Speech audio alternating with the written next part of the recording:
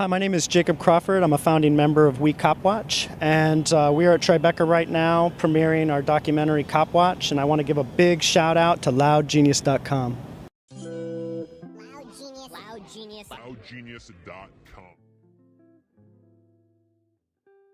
It's Nori here talking to Mr. Jacob Crawford with COPWATCH. He is a part of the organization that's really making sure that we're tackling these social justice issues that we see all across the country and really focusing in on how we can all come together and work together. So, Mr. Jacob, give us a little bit of background information about yourself and how you came to be a part of this wonderful organization. Thank you, and thank you for having me. First, before I talk about my involvement in COPWATCH, I'd really like to talk about what COPWATCH is. Yes. So COPWATCH is the idea that we have the right to watch the police. And when we COPWATCH is actually the direct nonviolent observation of the police. We don't hide behind bushes or film from our windows. We actually go out in the streets and we document the police when they stop members of our community. The idea being is that when a caring person is out there advocating for the person being stopped, that the police officer is less likely to abuse that person. But then should any kind of issue happen, we have the documentation to support the person. So I've been COPWATCHing since 2000. I joined up with Berkeley COPWATCH, which was the first COPWATCH, which was founded in 1990. And my mentor, Andrea Pritchett, made me the best COPWATCHer I could be. And yeah, it just kind of took off from there. I was just really moved at how much impact you could have in the moment, because we're always struggling for police accountability, but we never seem to get it. But I felt that at the end of the day, if you go out and watch the police, you're stopping something from happening in the moment. Mm-hmm. So I helped found a group called COPWATCH in 2013. And the idea was just, technology was advancing. There were a lot of people watching the police, but I was really concerned about how people were. People were walking up to the police and getting arrested. Yes. People were walking up to the police and yelling at them while there was somebody being stopped. So as long as people knew they could watch the police, I just wanted them to know what COPWATCH was, because that's community looking out for community. And if there's any question on how you should interact with a stop, you can look no further than the person being stopped to get the best guidance on how to do it. So I founded COPWATCH, and then in 2014, I linked up with a guy named David Witt in Ferguson, and this was in the days following the murder of Mike Brown. And they had formed a community defense group, and so we ended up fundraising and getting cameras to them, and we actually ended up getting like 200 body cameras, and we trained the entire neighborhood. We handed these cameras out, we handed out our COPWATCH gear, and somewhere in that, I think that the police, I don't know, I think they rethought their tactics. Yes. And so it was actually pretty amazing, because for the next year we didn't see any police stops in our neighborhood. The police would just drive through. Yeah. And if they slowed down, there were people there with cameras filming them, and they knew they were being watched. Was it backlash from the police department when you were in Ferguson? How did they feel about this outside organization saying, hey, we're putting the lens on you? How was the response from the community with the officers that realized what was taking place? Well, the community loved it, but I can definitely say that the racist cops did not like it. But I mean, that's just part of the job. If you guys are going to operate in the public, stopping members of the public, we as the public, it behooves us to be out there watching them. So, yeah, is there backlash? Yeah, we've got one of our members right now serving time in prison because he filmed the chokehold death of Eric Gardner. Absolutely. We are one of our other guys, Kevin, who we supported over the last couple of years. He's also faced retaliation for filming, his friend get arrested who died in police custody a week later. So retaliation is real, but also the issue is real, and that's why we have to be out there. And I just encourage people to not be scared.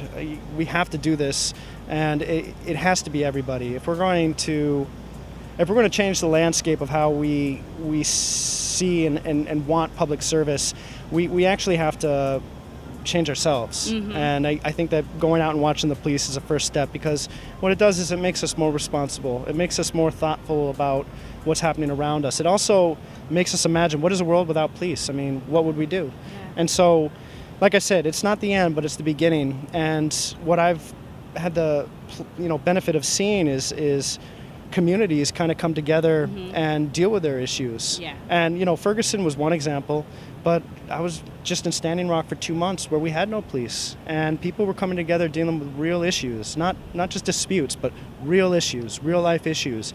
But we can do it. There was a time where there were no police and people had to deal with their issues, And so I just encourage everybody, if you ever think that you're seeing something that is questionable, have the courage and just stand and watch. And if the officer says, "What are you doing?" just say, "Officer, I'm here to observe. I'm not here to interfere." Absolutely. And I always also say that if you walk up to a police stop, let the person know you're there for them, because police stops are horrifying, and it really feels good to know that you've got somebody there advocating for you. And if anybody ever wants to know about their rights, I would say come to We COPWATCH. We're about to release something called COPWATCH College. It's an online curriculum, Yes. and the idea is that anybody with a smartphone, a tablet, a computer can log in and actually take these classes, but it's also going to be available for download so that you can download it, print it, use it for trainings.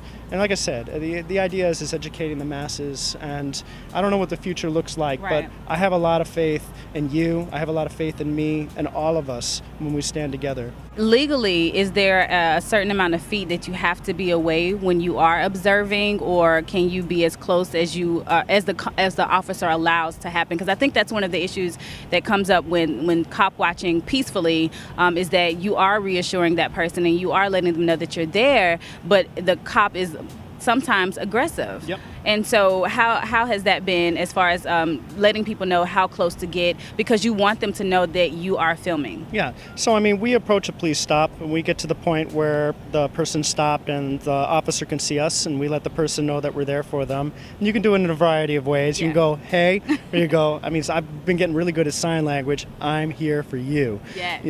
So we let the person know. If the officer is angry, go, "Officer, I'm not here to interfere, I'm just here to observe." There is no distance, there's no proximity or distance that you need to be, but I suggest that, if you're there to make a situation better, how you carry yourself, the distance that you have has impact. And so if an officer is agitated, I might take a few steps back. If they tell me to leave, I'm going to say no. But, we got to work with it. You got to be fluid. Every stop is different.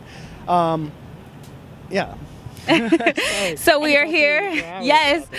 When you're passionate about something, that's exactly what happens. Like, what's in you comes out. And so we're here at the Tribeca Film Festival, debuting COPWATCH. You guys, we COPWATCH, a big part of this presentation and the behind the scenes information that was shared and able to make this a success and bring it to the screen for people to observe. So you haven't seen it on the big screen, have you? No, I haven't yet. So what are your thoughts? What's going through you as you get ready to not only enter competition, but to be able to share out this work, this body of work that you guys have put together and poured into? How are you feeling right now? My only hope is that people know that our brother's in prison right now, Yes. and that he had a gun planted on him by an informant, and that everything else that's happened to him has been, retaliation for him having the courage to film the police.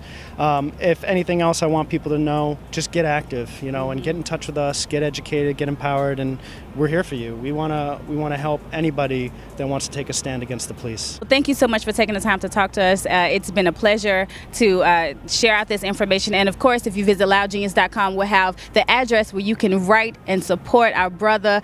We definitely want to encourage him. Keep your head up. This is Nori for loudgenius.com. Loudgenius.com.